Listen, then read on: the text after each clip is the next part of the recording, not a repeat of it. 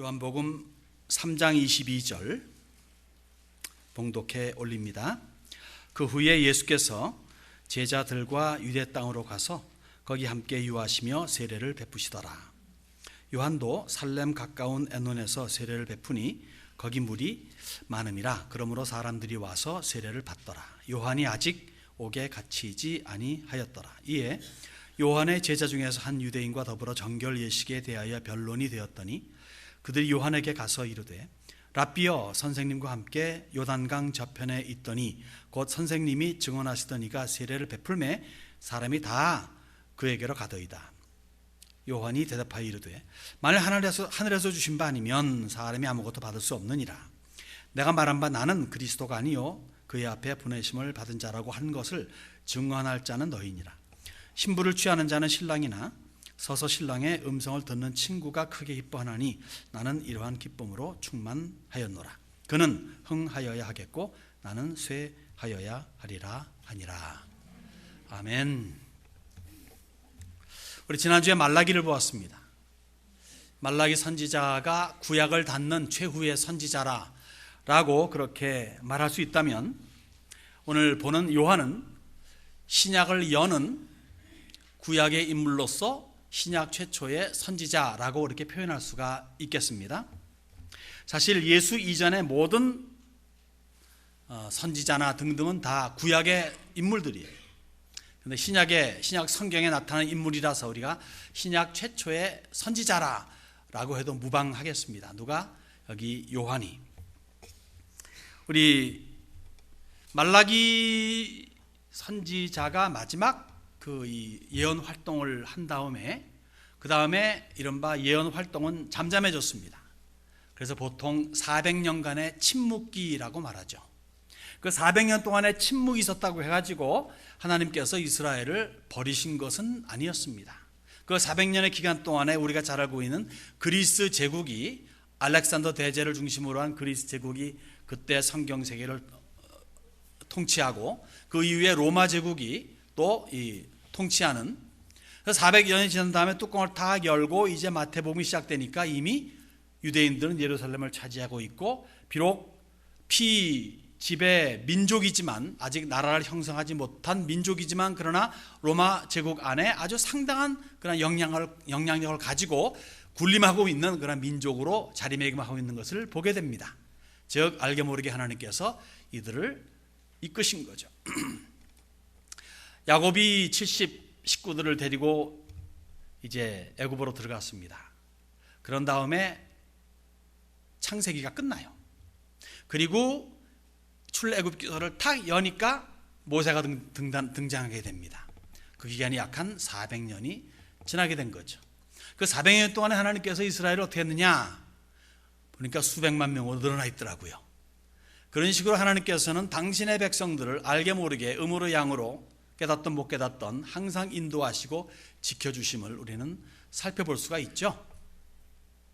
이제 요한을 우리가 살펴보게 됩니다. 요한을 보게 됩니다. 요한의 사역하게 되면 여러분, 특징적으로 요한의 사역의 특징을 한마디로 말할 수 있다면 뭘까요?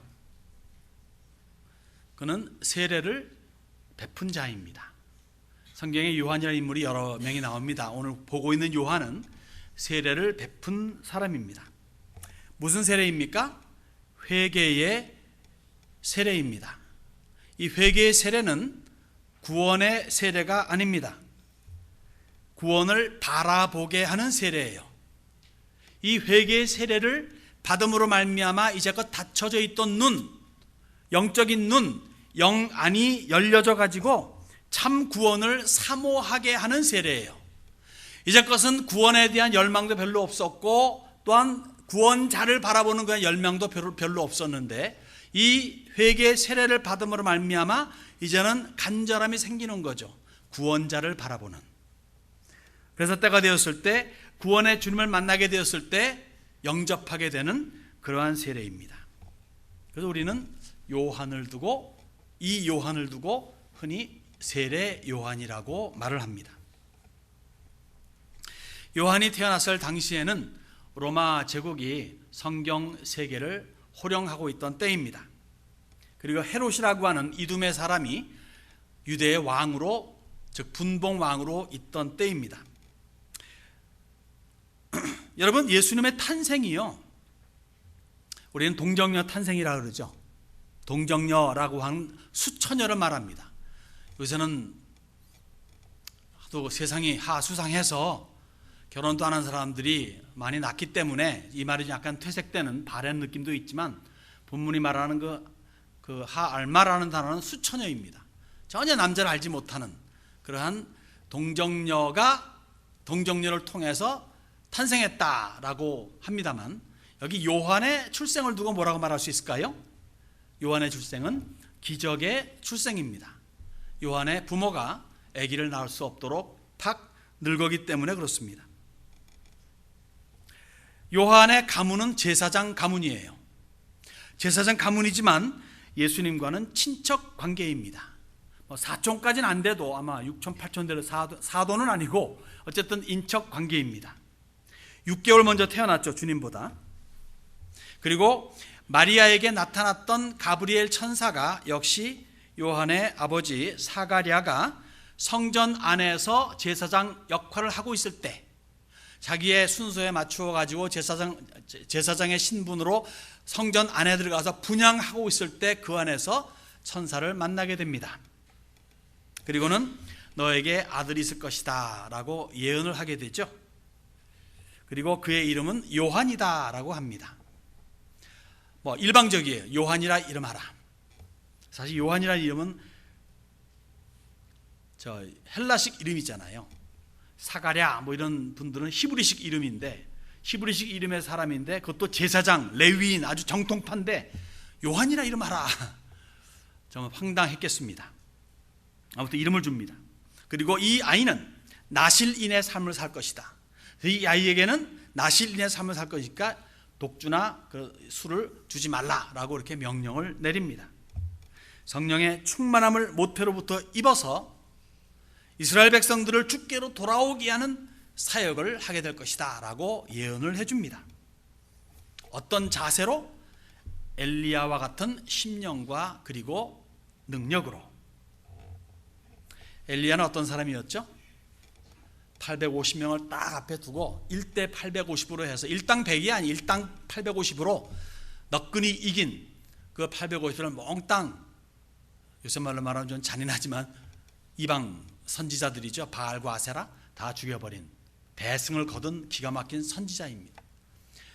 3년 반 동안 비가 안 왔지만 한번 팍 손들고 주여 하니까 비가 쫙 내리는 그런 능력의 사자였습니다. 이러한 능력과 이러한 심령으로 이스라엘 백성들을 주께로 인도할 것이다 라고 그렇게 예언을 합니다. 과연 그렇게 태어났죠? 그렇게 자랍니다. 근데 그의 삶이, 그의 사역이 워낙에 특수하다 보니까 그의 자라가는 과정도 특수했어요.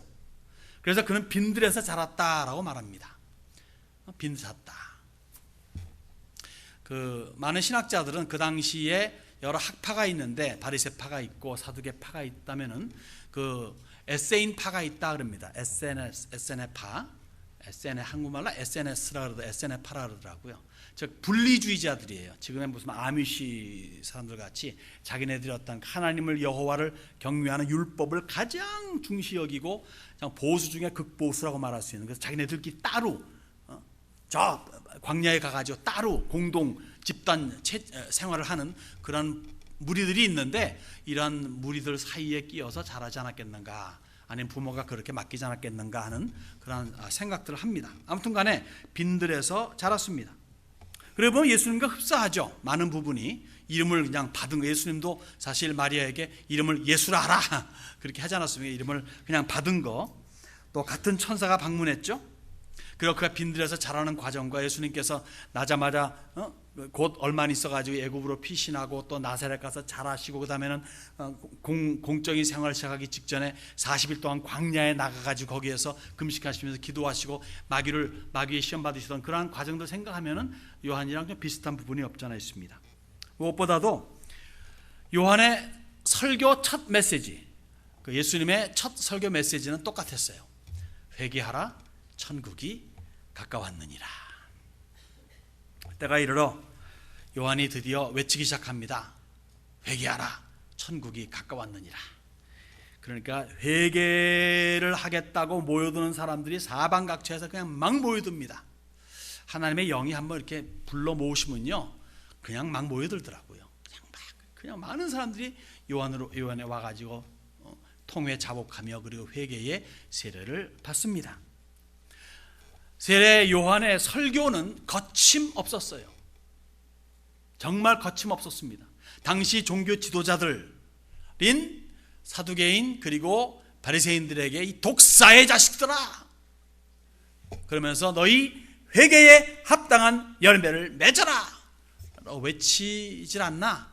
서슬퍼런 왕 헤롯 왕의 못된 짓, 도덕적으로 윤리적으로 못된 짓들에 대해서 그냥 가차없이 꾸짖었습니다. 그것 때문에 결국은 잡혀서 머리와 몸이 따로 놓이는 그러한 비극을 접하지만, 그러나 그는 상관없이 하나님께서 그에게 주시는 메시지를 그대로 가감없이 담대히 외쳤습니다. 기가 막힌 분이죠. 근데 지금 이 본문의 말씀은요, 세례 요한의 인기가 하늘을 찌르는 때입니다. 수많은 사람들이 구름대같이 모여드는 때였죠. 그러한 때에 갑자기 혜성같이 나타난 한 인물로 말미암아 자기의 인기가 시들어집니다. 자기를 따르던 수많은 무리들이 그에게로 갑니다. 이렇게 말하면 좀 당연한 거 아니야? 예수님 왔는데. 그렇다면 왜 교회가 목사끼리 그리고 또 성도 간에도 왜 서로 이렇게 그럴까요? 사람이라는 게 그런 거예요. 아무리 세례 요한이지만 사람이니까 우리가 인간적인 측면에서 그렇게 바라볼 수가 있다는 거죠. 그래서 요한의 제자가 이렇게 요한에게 말합니다. 본문에는 26절 말씀이죠. 랍비여, 그 의미는 선생이라는 뜻입니다. 선생님이여, 선생님과 함께 요단강 좌편에 있더니 곧 선생님이 증언하시던 이가, 선생님이 세례까지 주던 그 이가 세례를 베풀매 사람이 다 그에게로 몰려가고 있습니다 라고 말합니다. 무슨 말입니까? 사부님이 세례를 준 저 예수라고 하는 작자가 있습니다. 그 자가요, 저 옆에서 우리랑 같은 비즈니스를 차렸네요. 그 우리 밥그릇 뺏어가는 거 아니에요? 같은 동네에서. 이런 식의 표현이라 볼 수 있으면 되겠어요.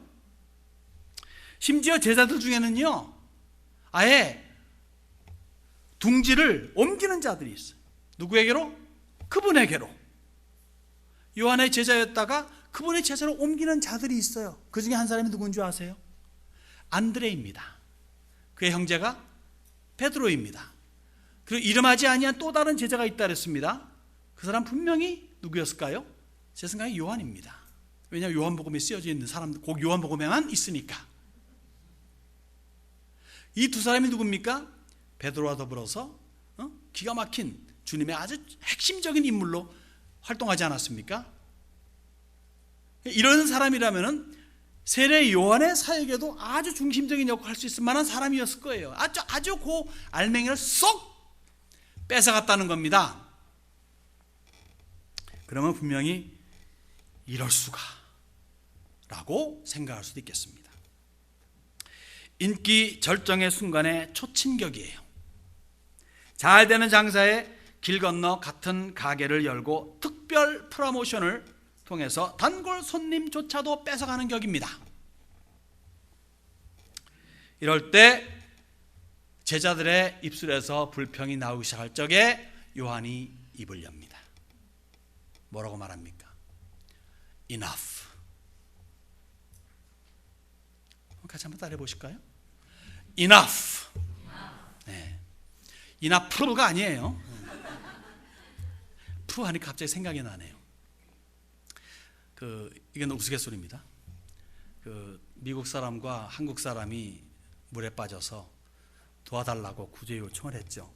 구조 배가 급히 가가지고 했는데 미국 사람은 그만 물에 빠져 죽고 말았습니다.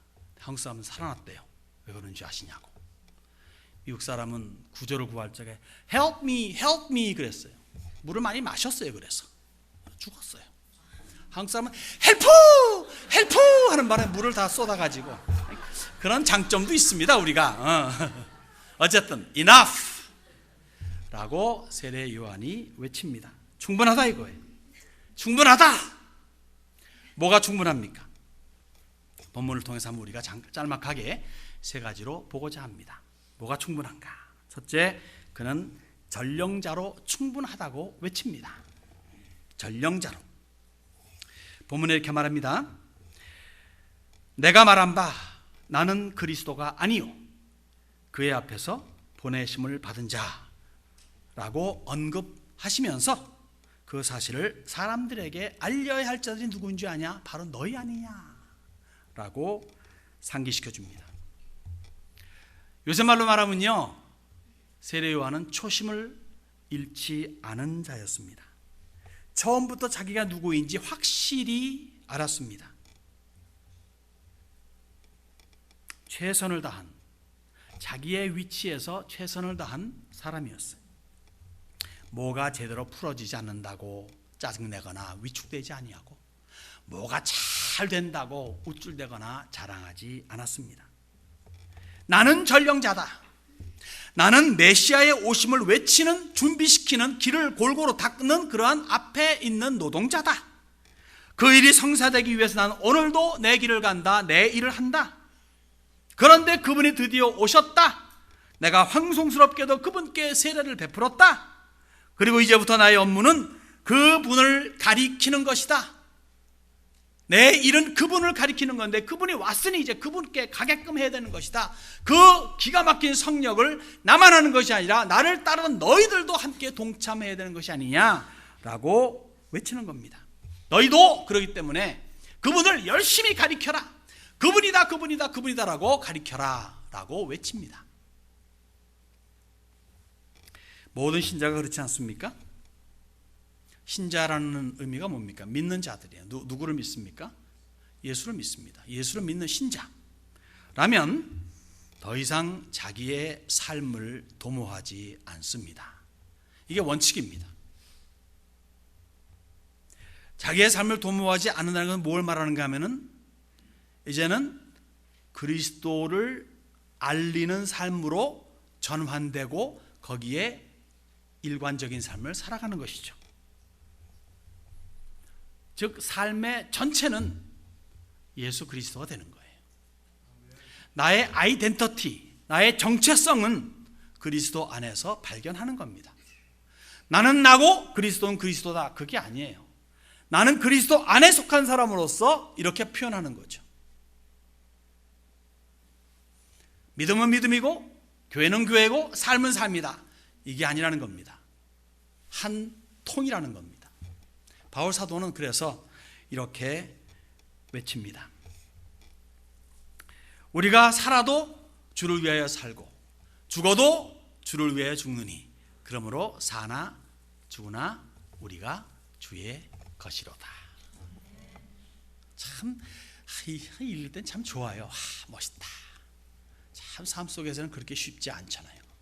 이것이 바울이 외치면서 그렇게 살도록 그도 노력했고 자기 자신을 쳐서 죽기까지 복종시켰습니다. 그냥 이루어지는 것이 아니니까. 말은 그렇게 했지만 삶 속에서는 항상 나는 나야. 내가 최고예요. 주님이 나를 위해 존재해야지 내가 주님을 위해 존재한다는 개념이 아니에요. 일반 삶에서. 여러분 많이 느끼지 않습니까? 바울 사도도 그랬던 것 같아요. 그래서 난 내 자신을 친다. 자, 아차 하면은 내가 교만해지고 아차 뭐하니까 친다. 주께 복종시킨다 라고 그렇게 결심하고 그렇게 애를 썼죠. 평생을.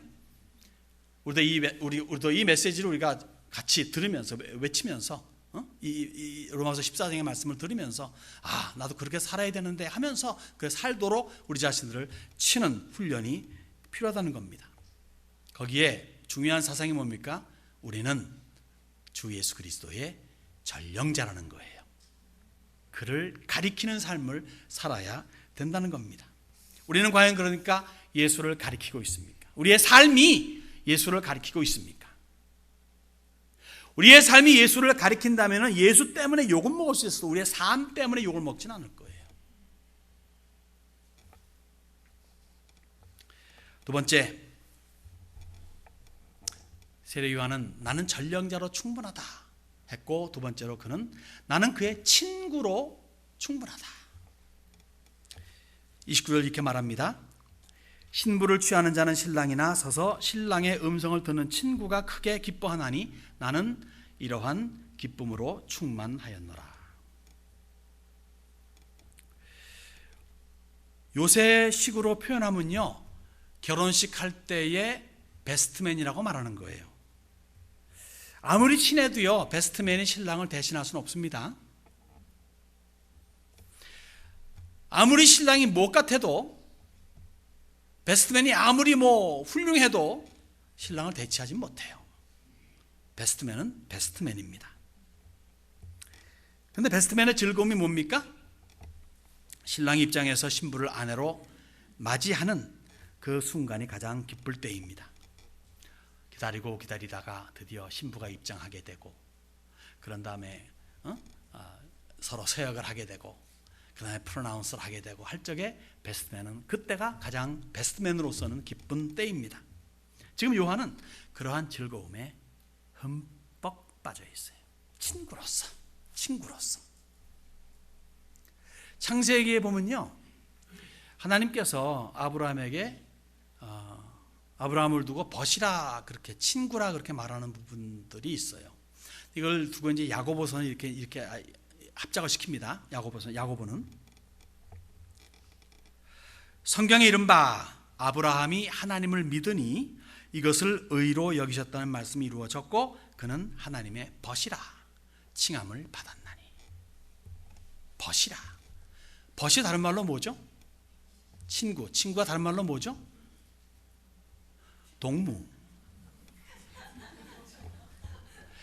저 어릴 적에요. 저 정말 어릴 적에 집에 들어가면 엄마 동무 데리고 들어왔어 그랬거든요. 근데 이 말이 어느 날 어느 시에 사라졌더라고요. 저는 굉장히 억울하고 화나는 게 그런 거예요. 왜 좋은 말을 못담시 뺏기냐 이거예요. 그죠? 그 북한에서는 그 동무란 말이 좀 괜찮은 말이지 않습니까? 우리도 그 말 쓰면은 얼마나 좋아요. 근데 왜 그걸 못 쓰게 했는지 모르겠어. 아무튼 간에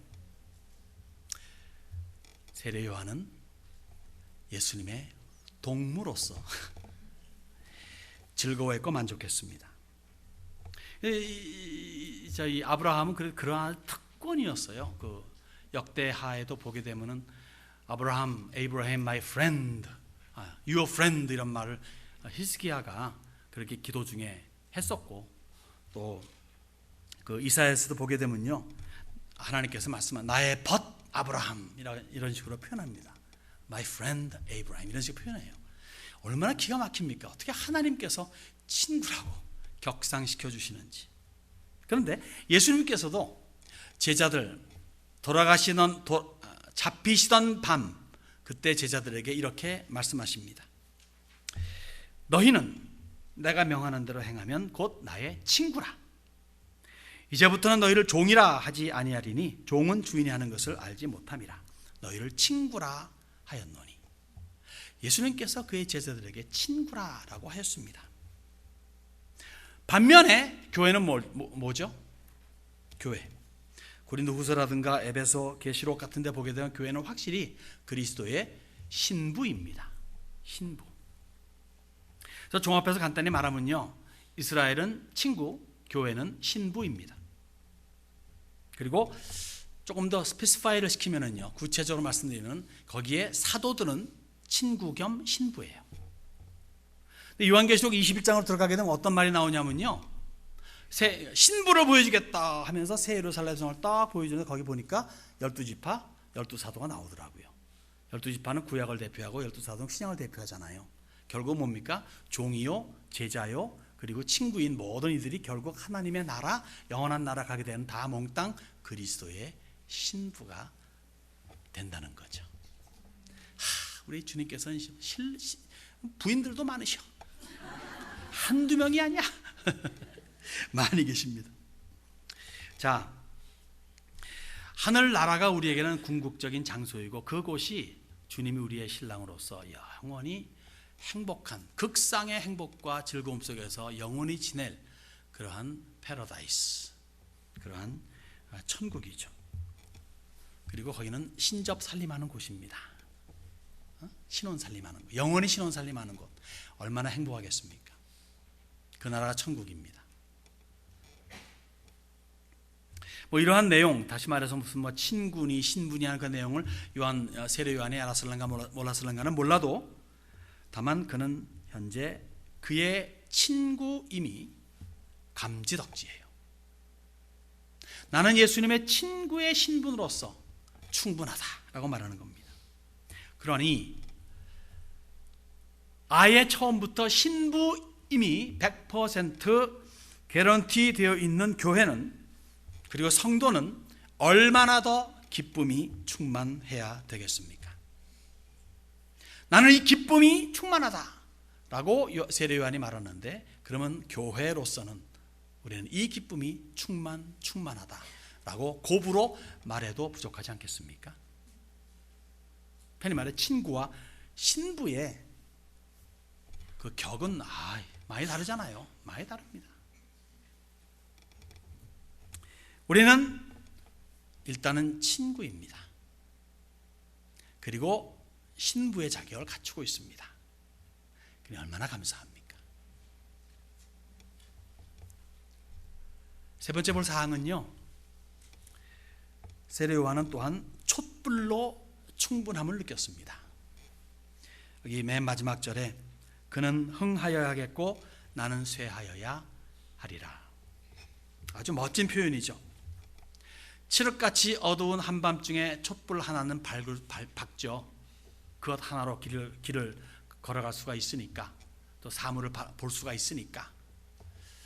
그렇지만 대낮의 촛불은 유명무실합니다. 있으나 마나합니다. 마찬가지로 누구든지 예수님 앞에서는 이렇듯 무릎 꿇는 것이 당연한 거예요.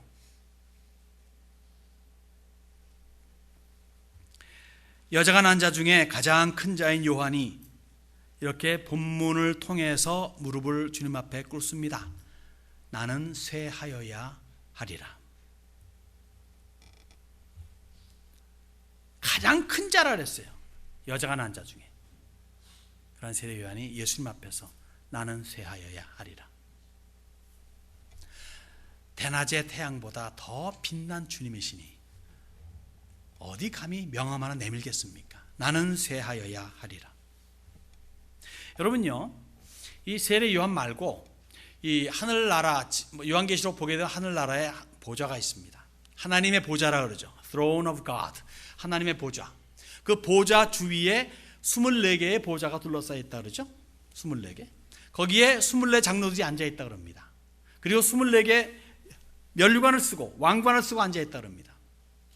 이들이 때가 되어 가지고 하나님을 접할 적에는 이렇게 합니다. 보좌에서 내려옵니다. 무릎 꿇는 게 아니에요. 얼굴을 땅에 댑니다. 완전 엎드리는 자세죠. 면류관을 하나님의 보좌에 드립니다. 그리고 이렇게 외칩니다. 보좌에 앉으신 이와 어린 양에게. 어찌 이상하더라고. 어린 양에게 찬송과 존귀와 영광과 권능을 세세토록 돌릴지어다. 보좌에 앉으신 이와 어린 양이라고 말합니다. 어린 양 누굽니까? 예수님이시죠. 그러니 사람 중에 제일 큰 자도 주님 앞에서는 나는 쇠해야 되리라. 24 장로들도 어린 양 앞에서는 존귀와 영광이 다 그분께 세세토록 돌아가나이다 라고 한다면, 우리 중에 과연 그 누구가 주님 앞에서 자기를 내세울 수가 있겠습니까? 아무도 없습니다. 무릎을 꿇어야 합니다. 머리를 조아려야 합니다. 나의 모든 것을 주님께 드려야 됩니다. 왕관을 벗어서 하나님의 보좌에 드렸듯 우리의 왕관을 주님 앞에 드려야 됩니다. 여러분, 이런 찬송이 좋지 않아요? 존귀 영광 같이 한번 불러봐요. 저 혼자 부르면 이상하잖아요, 그죠? 독창자도 아니고. 존귀 영광 모든 권세 주님 홀로 받으소서. 멸시천대 십자가는 제가 지고 가오리다. 이름 없이 빛도 없이 감사하며 섬기리다. 이름 없이 빛도 없이 감사하며 섬기리다. 이 중에 여러분들 이 찬송 부르면서 너무 부담이 되어가지고 못 부르는 분 계세요? 부르긴 잘도 부르시잖아요. 근데 일반의 삶 속에서는 이것보다는 거꾸로 살아가는 인생들이 사실 생각보다 많이 있습니다. 무슨 말입니까? 존귀 영광 모든 권세 내가 홀로 받으리니 멸시천대 십자가는 주님 계속 지옵소서. 이름 있게 빛도 넘치게 그리고 폼내면서 살겠습니다라는 그러한 식으로 살아가는 그런 그리스도인들도 없잖아 있는 것 같습니다. 그러면 안 되겠죠. 여러분, 우리를 두고 너희들은 세상의 빛이라 라고 말씀하셨어요. 참 빛이신 그리스도를 반사하는 빛입니다. 그러니까 참 빛이 없으면 우리 촛불도 없는 거예요. 촛불이 어떻게 발광체라고 말할 수 있으나 태워가지고는 우리를 말할 때 빛이라 할 적에는 태양보다 밝으신 그 주님의 빛을 받아가지고서 반사하는 빛이에요. 그 반사하는 그 크기가 한쪽밖에 안 되면 한쪽의 빛밖에 발휘 못하는 것이고 두 쪽이면 두 쪽의 빛밖에 발휘 못하는 거예요. 그러니까 참 빛이 없으면 우리도 없다 이거입니다. 그래서 그분을 나타내는 한 개의 촛불, 혹 두 개의 목소가 가졌으면 두 개의 촛불로서 만족하며 기뻐하는 거죠. 나의 조그마한 촛불 하나로 엄청나신 예수 그리스도를 작게나마 소개할 수 있다면 그것 자체로 기뻐하고 즐거워해야 되는 겁니다. 그리고 나라는 존재는 그 참빛에 완전히 묻혀버려야 돼요. 그것이 바울의 소원이었습니다. 우리의 소원이 되어야 되죠. 이렇게 바울은 외칩니다. 나의 간절한 기대와 소망을 따라 살든지 죽든지 내 몸에서 그리스도가 존귀하게 되게 하려 하나니 이는 내게 사는 것이 그리스도니 죽는 것도 유익함이라. 우리 사랑하는 여러분들, 오늘 말씀을 세 가지 면으로 나누었습니다. 바울의 요한의 삶, 그의 충분하다 여겨진 그 삶의 세 가지. 우리는 세상의 유일한 소망이요 구원이신 주 예수를 가리키는 세례 요한과 같은 전령자입니다. 감히 우리와 주 예수 그리스도와 친구로 불림받을 수 있다는 사실에 놀라움과 황송함과 감사함으로 일관해야 되겠죠. 그러면 우리가 작은 촛불이 되어가지고 우리 주 예수 그리스도의 참빛을 반영할 수 있는 특권을 부여받았음을 인해 기뻐하며 이것을 실천해야 될 줄로 압니다. 비록 요한의 삶이 짧은 30년이라 할지라도 그는 충분한 삶을 살았습니다. 그에게 주어진 사명을 충분히 이행했기 때문이죠. 예수님보다 더 짧은 인생을 살면서도 그에게 주어진 삶을 충분히 이행했다. 와, 이건 대단한 축복 아닙니까? 우리는 예수님보다 고배 인생을 살았는데도 불구하고 충분하다는 말을 못하고 있는데 세례 요한은 예수님보다 짧은 인생 살면서 충분하다 라고 그렇게 외칠 수가 있었습니다. 우리도 그래야 되겠죠. 우리도 그렇게 자세를 가지고 이제 믿음의 삶을 살아야 되겠죠. 그러므로 말미암아 주님은 나의 삶을 통해서 날이 갈수록 흥해지고 나라는 존재는 주님 안에서 날이 갈수록 쇠해짐으로 말미암아 주님께만 온전히 영광이 돌아가는 우리의 남은 인생이 되어야 좋지 않겠습니까?